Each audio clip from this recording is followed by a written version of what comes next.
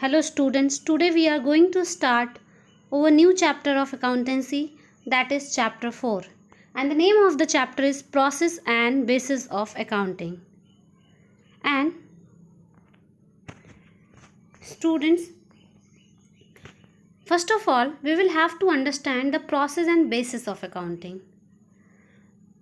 In accounting there are various processes and various stages are involved. So the first stage is identification of transaction. The second stage is preparation of voucher. The third stage is recording in books of original entry. The fourth stage is posting to ledger, and the final is preparation of trial balance and financial statement. One by one we are going to discuss all the steps. So the first one is identification of transaction. In this step, first of all, the main focus of any organization to identify the transaction that is converted in the terms of money or not. So if any transaction that can be measured in terms of money, that are including in the accounting transaction. But if any transaction that cannot be measured in the terms of money, that is not recorded in the accounting. For example, the quarrel between finance manager and production manager, that cannot be measured in the terms of money, so it is not accounting equation. The second one is preparation of voucher. If any business organization want to purchase any assets, that time the shopkeeper provide a bill and the amount of the asset mentioned on that bill. The bill are various types and all the bills comes under the heading vouchers. There are some types of bills are we will discuss in later chapter. So the second step is preparation of voucher. So the actual value of the assets mentioned on that voucher, that helps to find out the value of the assets. Then the third step, recording in the books of original entry. After preparation of voucher, the next step is recording in the books. The first time when the transaction are recorded in the business, that books is called journal. In journal, the daily transaction or day-to-day transaction are recorded in chronological order. Chronological means date-wise entry. So all the transaction that comes before, that is recording first, and after that the information that is recorded on later date, that can be recorded. So recording are done on the basis of chronological order, and they follow the double entry system. It means that a single transaction affects two accounts. One account is debited, the other account is credited. So that is the third step. So what is the third step? Recording in the books of original entry, and the books that first time recorded the transaction, that book is called journal. The next one is posting to ledger. After journal, we will have to post the transaction in ledger. So why it is essential? Because journal is a book. In this, all the transactions are recorded together. After that, the transactions are classified. Similar transactions are recorded at one place, and the different type of transactions are recorded in other books. For example, if sales related information are recorded in sales book and purchase related information are recorded in purchase book, it means that separate accounts are prepared for separate transaction, that is ledger, and transfer from journal to ledger, that is called posting. Then the final step is preparation of trial balance and financial statement. With the help of ledger, we will have to make trial balance, and with the help of trial balance, we will make financial statement. In financial statement, we will have to make three types of account: trading account, profit and loss account, and balance sheet. The trading account is related to factory work. The profit and loss account provide the actual profit and loss of the business, and the balance sheet provide the actual position of the business.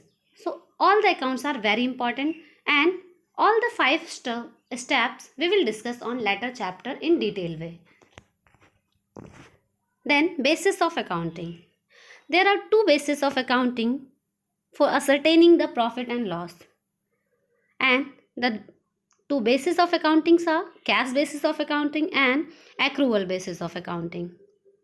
Under cash basis of accounting, all the transaction means income and expense, are recorded, that is measured in the terms of cash.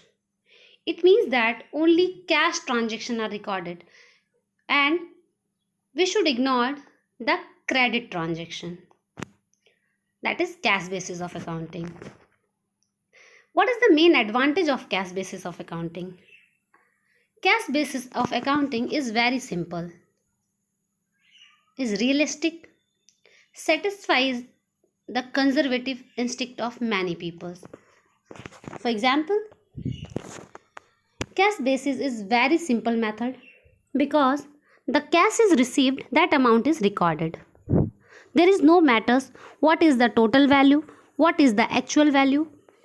The only fact is that the information or the cash is received or paid, that is recorded in the books of account. It means that this is very simple method. Second one is it does not require the use of estimated and personal judgment. In cash basis of accounting, there is no need of personal judgment. There is no requirement of the accountant point of view. Only cash received and the accountant have to record it. There is no view of the accountant. The third one is it is suitable for those enterprises where most of the transactions are in cash basis. It means that this method is very sufficient or beneficial for the organization who deals in cash basis. But some disadvantages also including in this method.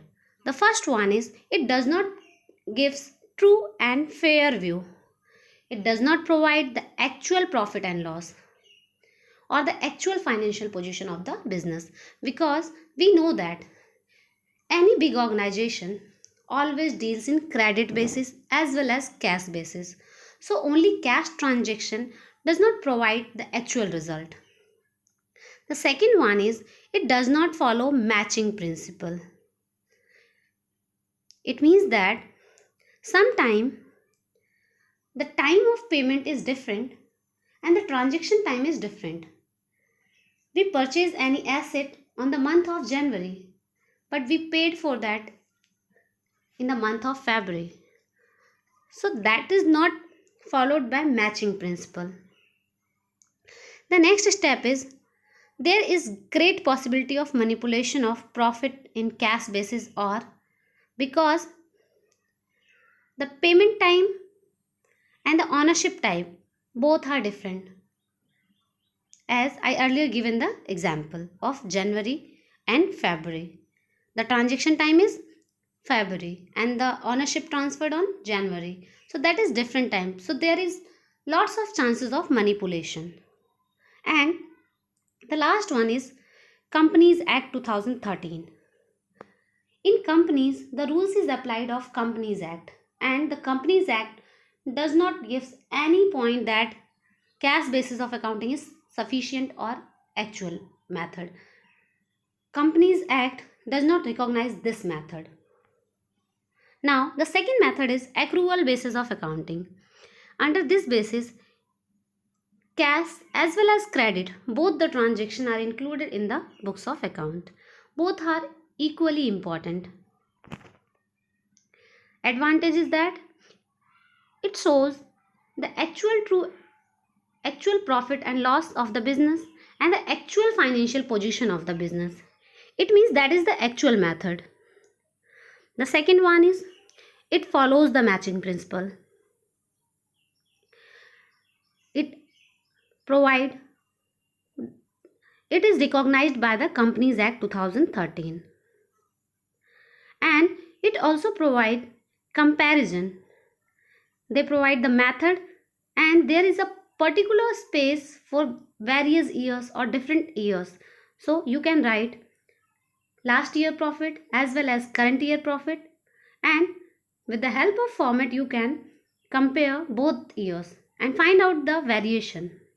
So that method is varied advantages. But in this method, there are some disadvantages also. The first one is this method is not simple. For applying this method, the accountant has full knowledge of accountancy. The second one is it requires the use of estimates and personal judgment. It means that in this method, there are requirement of personal judgment of the accountant. Sometimes various methods are available and the accountant has to follow the method according to their need. It means that there is a space of personal judgment. Difference between cash basis of accounting and accrual basis of accounting. The first difference on the basis of recording of cash and credit transaction. In cash basis of accounting, only cash transactions are recorded. In accrual basis of accounting, cash as well as credit, both the transactions are recorded. The second one is timing of recording of incomes.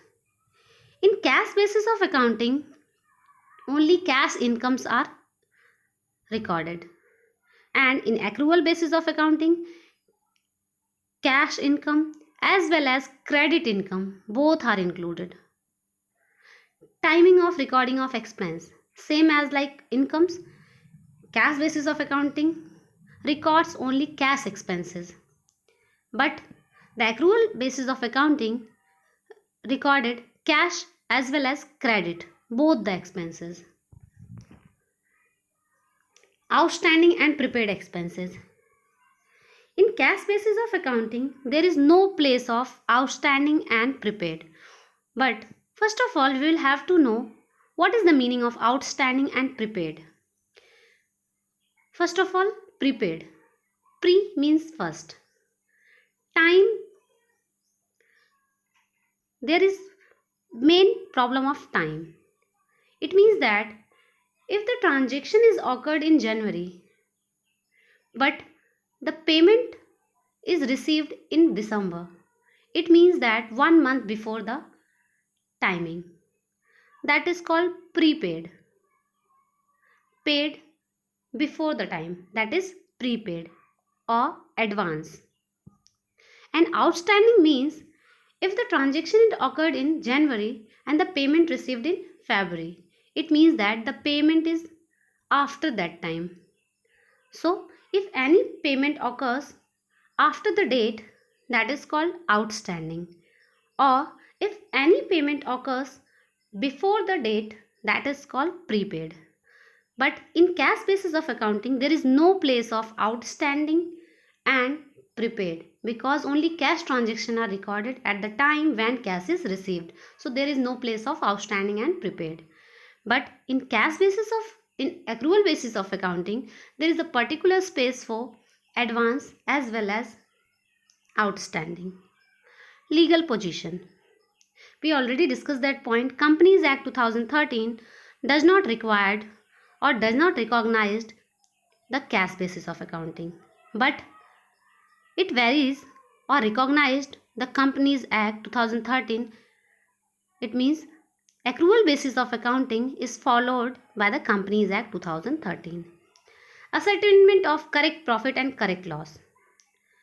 With the cash basis of accounting, we cannot find the correct profit or correct loss.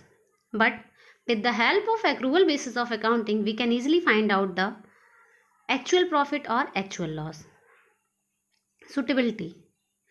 Cash basis of accounting is suitable for doctors, lawyers, or any other professionals. But accrual basis of accounting is beneficial or suitable for all type of business organization, whatever their size is large or small. It is sufficient and best method for all type of organization. The last one is hybrid or mixed basis of accounting. This basis of accounting is the mixture of cash basis and accrual basis. Under hybrid basis of accounting, revenue and assets are recorded on cash basis, whereas expense and liabilities are recorded on accrual basis. It means that incomes are recorded on the basis of cash and expenses are recorded on the basis of accrual. That is the hybrid or mixed basis of accounting. With this, our current chapter is finished. Now with the help of next video, we will discuss our next chapter, and next chapter is related from numerical session.